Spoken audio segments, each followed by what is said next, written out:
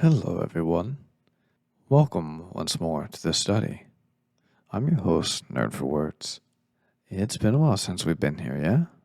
Funnily enough, this was purely coincidental. Last year, I opened the doors to the study once again on October 7th for Spooktober. I did not intend for it to be like this, but it seems that we've done so again. How's everybody doing? Come on in. Kick up your feet, make yourself at home. Get yourself something nice to drink. Take a load off. Let me tell you a story, yeah?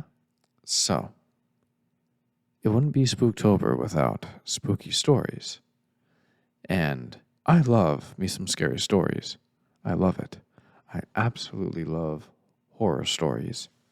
I'm particularly fond of horror stories from other cultures, and there's just something specifically about Japanese horror that is so deeply unsettling. Something about it seems just so much more grounded in the horrors of humanity, really, that it just seems to hit differently. You know what I mean? Like, I love fanciful creatures and I love doing creature features. Don't get me wrong. I can talk about cryptids and monsters and werewolves and ghosts all day, but there's something so much more visceral about, well, specifically, a particular type of ghost, the Onryo. Now, regardless of if it's Eastern horror, Western horror, Japanese horror, Irish folk tales, regardless of genre, subgenre, culture, and country of origin, one of my all-time favorite horror franchises, and specifically figures in horror, is the Ju-on series, more specifically the Onryo. Now, the Onryo is, as best I can describe it, an Onryo is a very classic depiction of the jilted woman. Even if you've never seen Ju-on, or The Grudge as it's called here in the West, even if you've never actually watched the movies at length, you recognize what an Onryo is. You recognize it in that image of Kayako-san. When you look at Kayako and you see the white blood-spattered dress and the long, stringy tendrils of black hair and the disjointed movements as she creeps and crawls her way down the stairs, the way she opens her mouth and croaks and rattles as she's trying desperately to speak, to reach out for help, to cry out, unable to because her neck has been broken, and she's gurgling, and her jaw has been shattered, and she's struggling to articulate and form words, and unable to cry for help. And she's reaching for you, and reaching, and reaching, and reaching, only to be faced once more with rejection. The same rejection she faced in life. The same rejection that lit the hellfire in the furnace of her stomach and her heart. That same vengeful flame that causes her spirit of vengeance to persist in the home in which the tragedies occurred. Now, that is very important when dealing with the Onryo. Now, to be clear, this episode is not specifically dedicated to the Onryo, though I would very much love to maybe at a future installment of the study talk about the Onryo as a standalone creature feature type of episode. That would be awesome. But the reason why I bring the Onryo into the picture is because what I have for you tonight here in the study is the story of Oiwa, one of Japan's big three ghost stories, or Nihon San Dai Kaidan, as it's also called. Today's story comes to you from yokai.com. I'll put a link in the description. Yokai.com, I'm not affiliated by any such means, but they've always been an excellent source for Japanese folklore and horror stories and ghost tales, so I highly recommend checking them out, especially if you're fond of Japanese horror and folklore and urban legend. So, When we talk about the Onryo and how the spirit of vengeance persists in a particular place, that's important to remember. In Juon, everything happens at that house. That spirit of vengeance is tied specifically to that home because that is where the tragedy struck. That is where the violence and the vengeance happens. And any who come into this space are then victimized by this persistent spirit of vengeance and violence, much in the way that it happens here with Oiwa. Now, reading directly from the page, Oiwa. Translation: a girl's name meaning rock.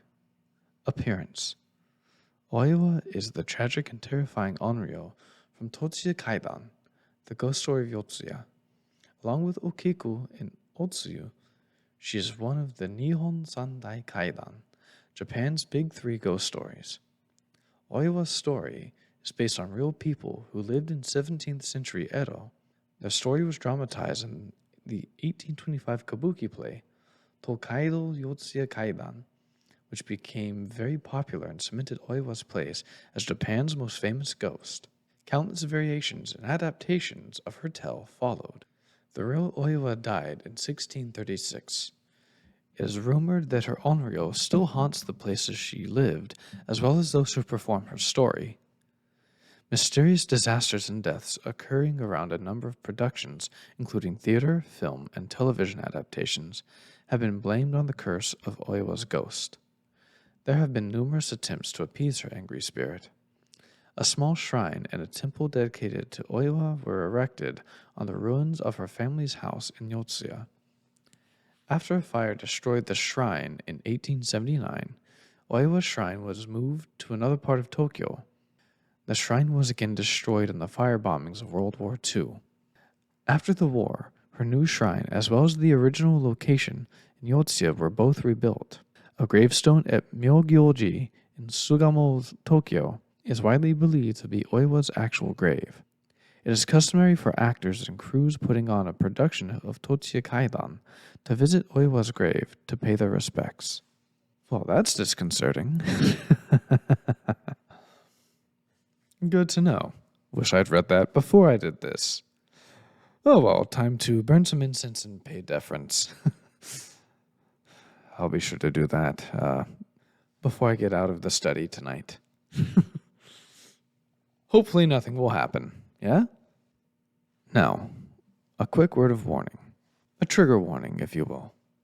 This story, as we know, is a very grim tale, and it deals with themes of violence and manipulation and abuse and suicide. And while it does not carry out, thankfully, there is a plot for sexual violence and molestation. Thankfully, that is averted. However, I did feel it necessary to warn you, dear listener, for those who are more sensitive to such topics, and thankfully, it doesn't go into too graphic a detail. So, with that said, let's continue. Legends. Oiwa was married to a samurai named Iemon. It was not a happy marriage, for Iemon was a wasteful man and a thief. One day, Oiwa decided to leave her husband and return to her family home. Iemon followed her after her, but was stopped by Oiwa's father, Yotsuya Samon. Samon knew of Iemon's misdeeds, that he had stolen money from his employer, and he demanded that Iemon divorce Oiwa. Iemon drew his sword and murdered Samon. Iemon returned to Oiwa and lied that a stranger had killed her father on the road. He begged her to reconcile, and he promised to avenge her father's murder.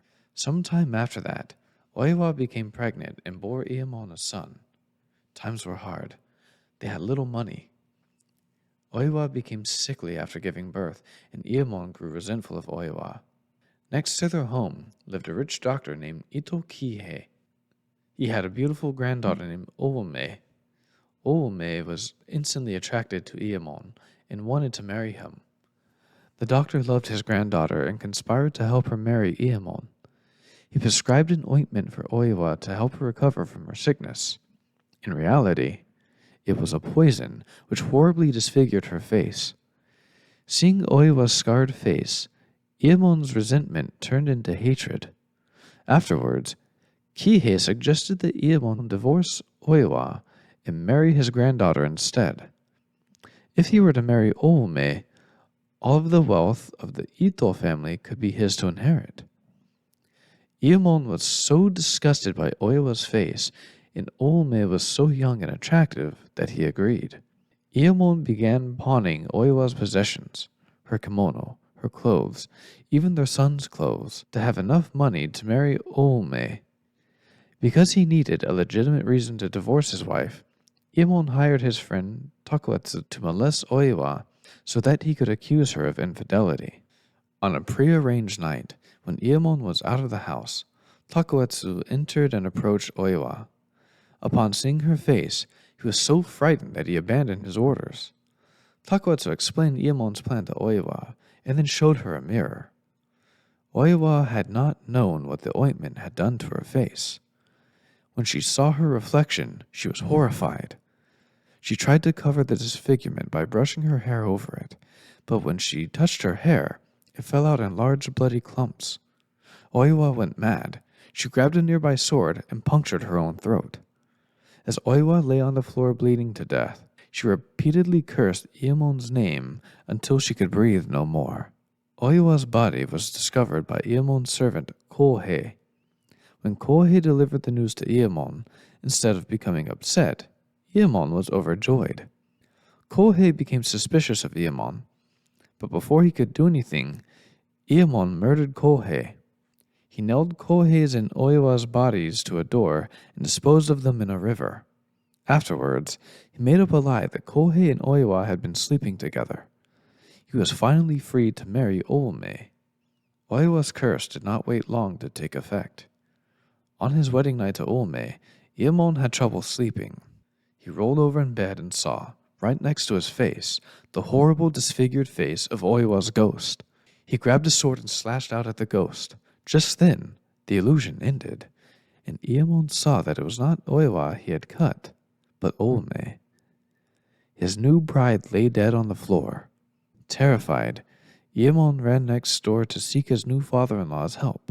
However, when he got to the Ito house, he was confronted by the ghost of the murdered Kohei. Once again, Iyamon slashed with his sword, but no sooner had he done so than the illusion ended, and he saw Ito Kihei's slain body lying on the floor. Afterwards, Iyamon fled into the night, but Oiwa's Onryo pursued him. Everywhere he went, Oiwa's ghost was there. Her ruined face haunted his dreams. Her terrible voice cried out to him for vengeance. She even appeared to him in the paper lanterns that lit his way. Eventually, Iyamon ran into the mountains, where he hid in an isolated cabin. But Oiwa followed him there too. Haunted by Oiwa's ghost, no longer able to tell nightmare from reality, Iyamon descended into madness. You have to feel sad for someone like Oiwa. It's very unfortunate, and she certainly did not deserve any of what she had gotten. Though Iyamon did get what he deserved, violence begets violence. Such is the theme of the Tale of the Onryo. When dealing with an Onryo, you're dealing with a spirit of vengeance. It's cyclical. It's the karmatic wheel turning. A person wronged in life who died of great anger or great violence, unable to reconcile in death the tragedy that befell them in life, now left to perpetuate that same cycle of vengeance and violence and hatred through the rest of eternity. It's a sad tale, but it's also a cautionary one from how I see it. You reap what you sow, after all, yeah? Anyways, my friends, thank you so much for joining me here in this study.